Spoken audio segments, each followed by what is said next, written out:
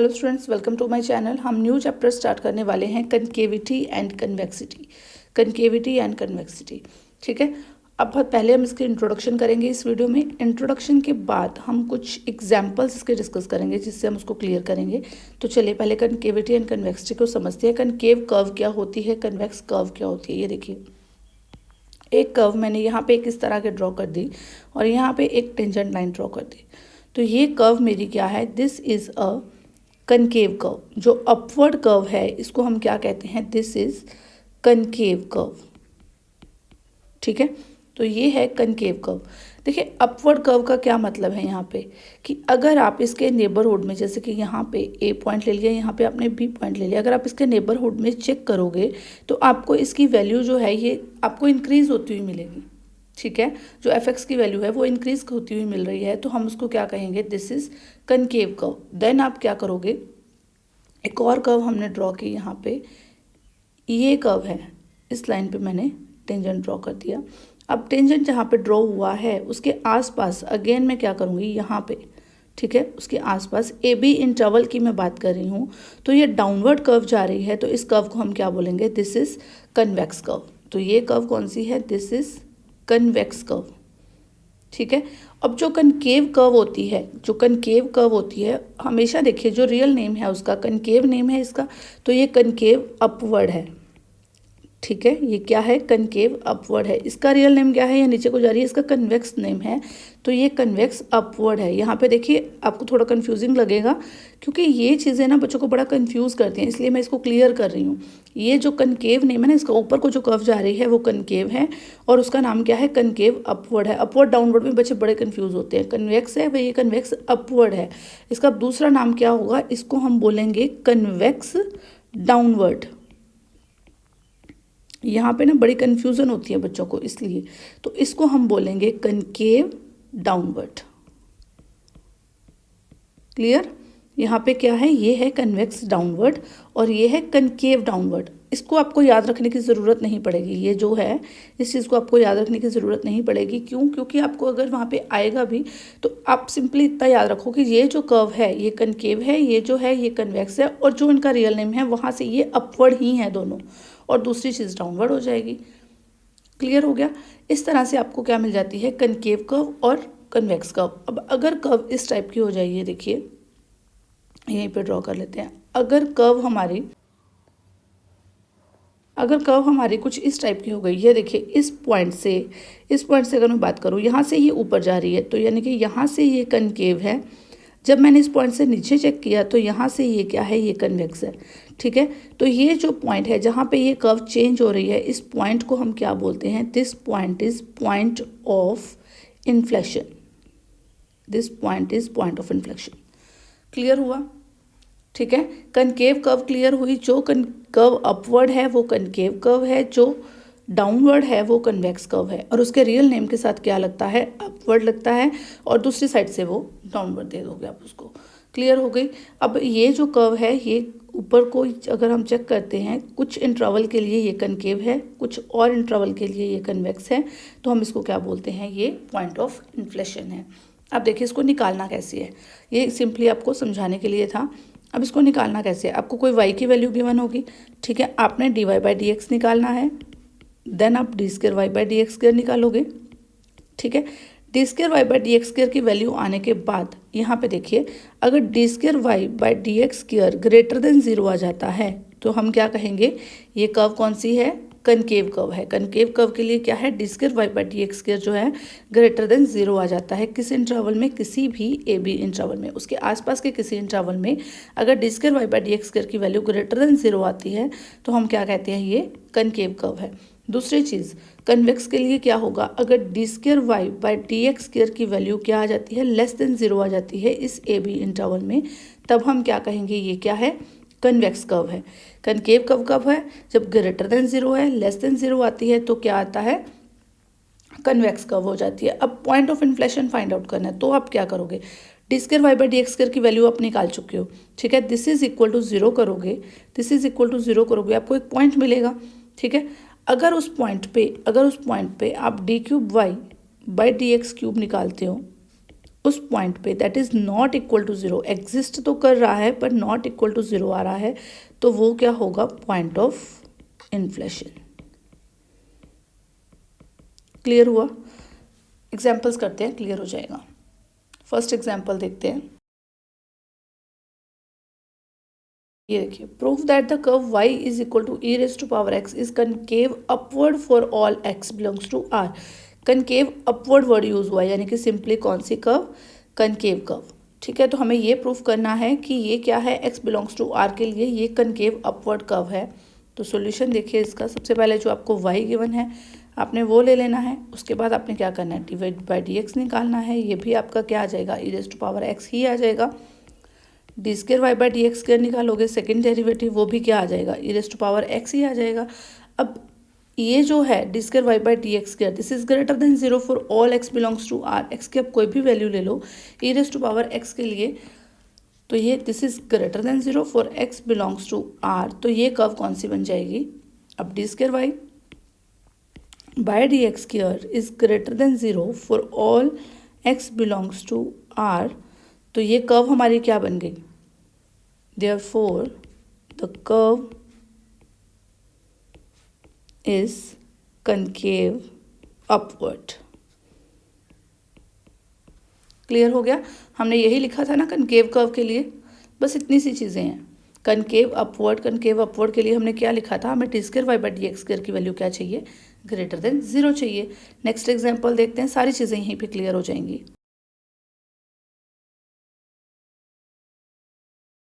यहाँ पे देखिए, prove that the curve y is equal to log x is everywhere concave downward for x greater than zero.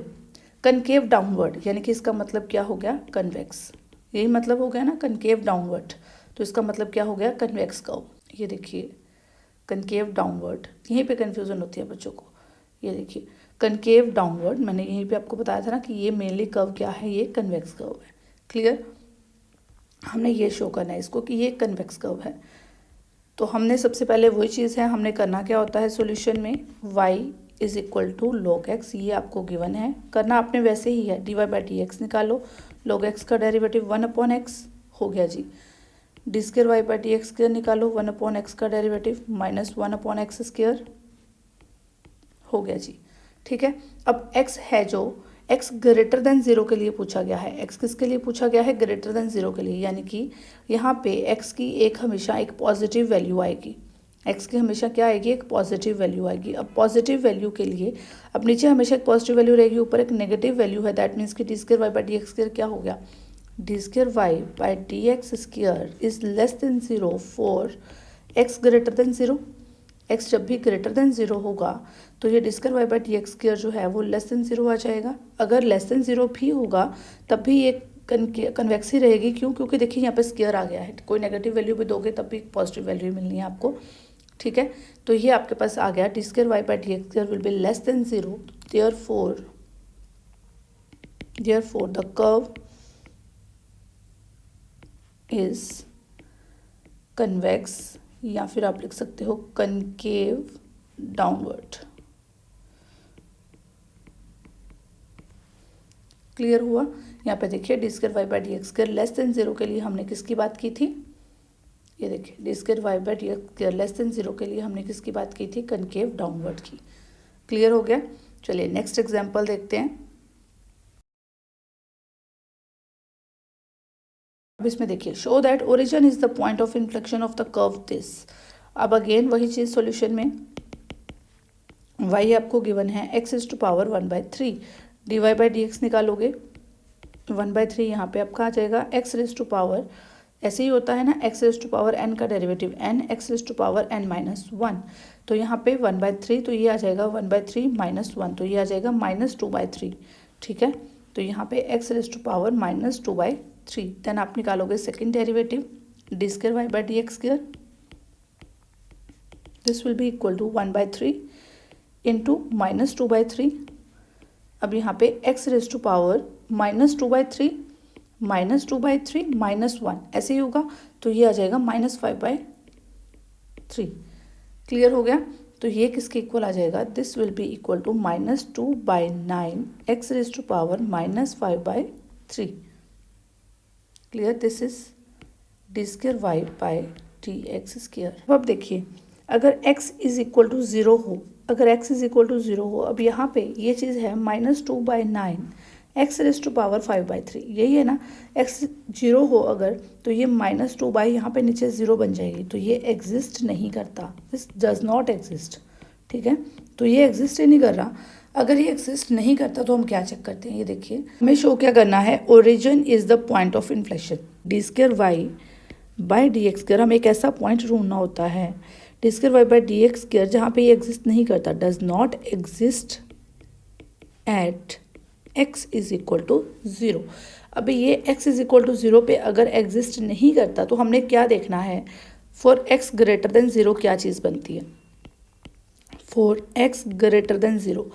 देखिए अगर x की एक पॉजिटिव वैल्यू आती है, x ग्रेटर देन 0 आता है, तो अगर x की एक पॉजिटिव वैल्यू हमें मिलती है तो y हमें d square y by d x square की वैल्यू क्या मिलेगी, d square y by d x square की वैल्यू एक नेगेटिव वैल्यू मिलेगी। देखिए x की अगर हमें एक पॉजिटिव वैल्यू मिलती है, मीन्स मान लो मैंने 2 ही ले लिया x को, ठीक है, एक पॉजिटिव वैल्यू मिल गई, मीन्स -2/9 इंटू 2 की पावर ये कुछ -5, ये 5/3 कुछ ऐसे है। ठीक है, तो मुझे एक नेगेटिव वैल्यू मिली, यानी कि d square y by d x square की एक नेगेटिव वैल्यू मिलती है अगर x की एक पॉजिटिव वैल्यू मिलती है। ऐसे ही अगर x की वैल्यू मुझे कोई नेगेटिव वैल्यू मिलती है तो d square y by d x square की वैल्यू क्या मिलती है, हमें एक पॉजिटिव वैल्यू मिलती है। क्यों मिलती है, ये देखिए -2/9 है, x रेज टू पावर 5/3 है। अब मैं कह रही हूँ कि x की वैल्यू एक क्या है, नेगेटिव वैल्यू है, यानी कि ये कुछ माइनस में आ जाएगा, तो ये माइनस इस माइनस को कैंसिल आउट कर देगा, तो मीन्स मुझे एक पॉजिटिव वैल्यू मिलेगी, d square y by d x square की एक पॉजिटिव वैल्यू मिलेगी। ठीक है, तो यानी कि x के आसपास मतलब 0 के आसपास जो पॉइंट थे, 0 के थोड़ा सा मैं नेबरहुड में हमने चेक करना होता है, मैंने आपको कहा था कि हम ए बी इंटरवल में चेक करते हैं। ठीक है, नेबरहुड में हमने चेक करना होता है, x ग्रेटर देन 0 अगर मैंने किया तो d square y by d x square क्या आया, लेस देन 0 आया। लेस देन 0 का मतलब क्या है, कन्वेक्स हो गया। लेस देन 0 आया, लेस देन 0 का मतलब क्या है, कन्वेक्स हो गया। जब मैंने लेस देन 0 के लिए किया तो ये d square y by d x square greater than 0 आ गया, मतलब कनकेव हो गया, मीन्स कुछ टाइम पे 0 पॉइंट पे चेंजेस होने शुरू हो गए। 0 से थोड़ा सा मैं ऊपर गई, मतलब पॉजिटिव साइड पे गई तो वो कन्वेक्स था।